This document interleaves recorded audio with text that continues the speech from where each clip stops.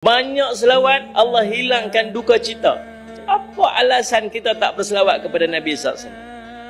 Tuan-tuan harap Allah, apa kemuliaan yang tuan-tuan boleh dapat melebihi daripada Allah berselawat kepada tuan-tuan dengan dosa yang banyak yang kita duk buat selama hidup?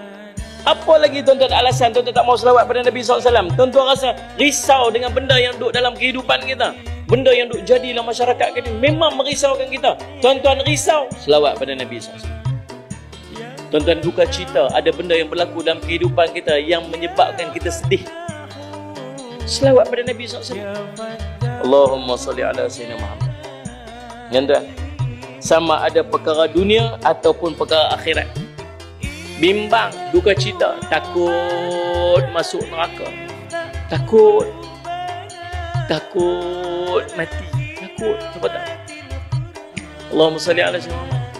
Takut kubur, takut, siapa tak takut? Sempit kubur, gelap kubur, takut kat padang mahsyar, takut selawat pada Nabi SAW. Allahumma salli alaihi wasallam.